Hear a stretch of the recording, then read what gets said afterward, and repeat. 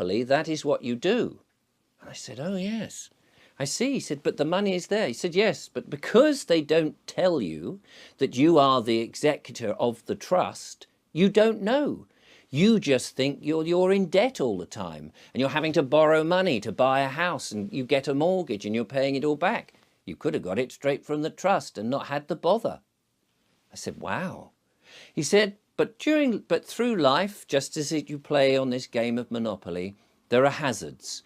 And every now and again, because you've not earned enough, or you fell behind with your payments, or the interest rates have gone up, or the way the legal system has worked, it seems to be always against you. You drive your car and you get into a penalty area and there's an infringement, or you park your car and there's a parking ticket, all these sort of things, and you haven't got the money because you haven't worked hard enough, or whatever it is.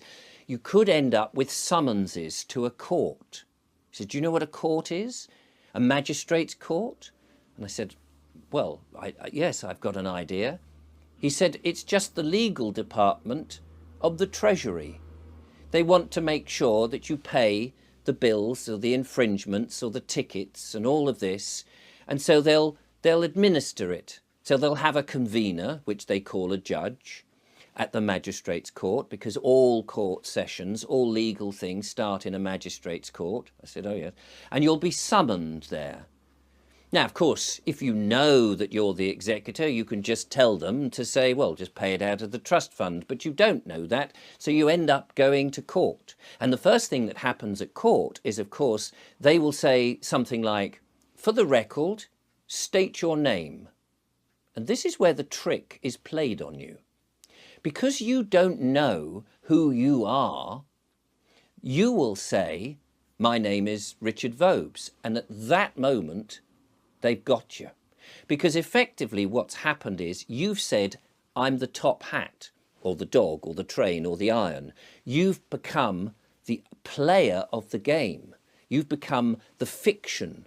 Because their world can only work on the fiction. A real living man cannot enter a real court. They cannot deal with you.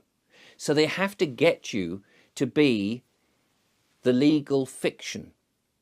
And so what happens then is they become the executive, they become the sole beneficiary, and you become a legal representative of the trust, but you end up paying out of your own money. So what you should do, of course, is tell them the truth. Because you're not a capitalized version of your name. You're not the top hat. You're not the character that's playing the legal game. Of course you're not. You're a real living man. You're the executor of the estate of the top hat, or the capitalization, the persona of your living man. That's who you are, just as in Monopoly.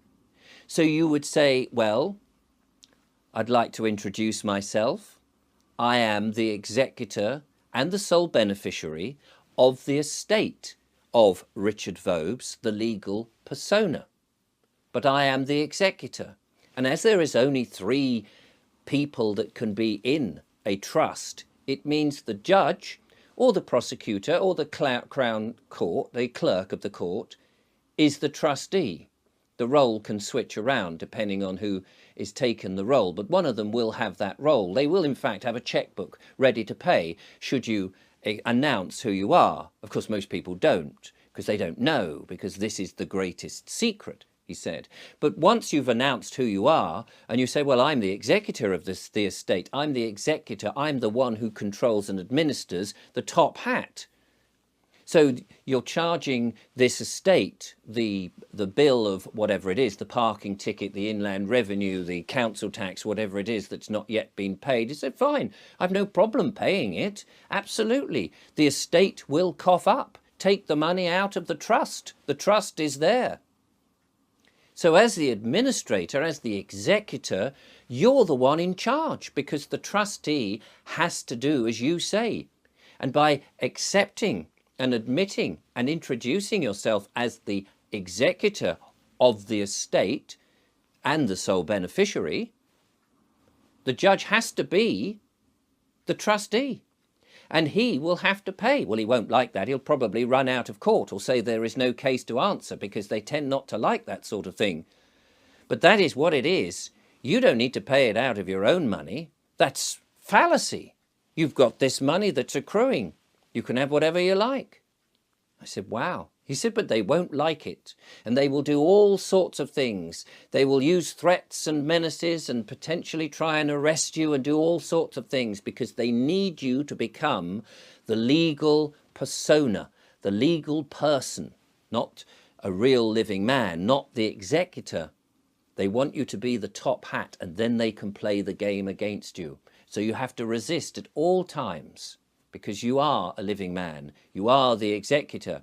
You didn't ask them to set up the trust. They set up the trust. You're just there to administer it, because you are the executor. So administer your trust, he said, with a wry smile.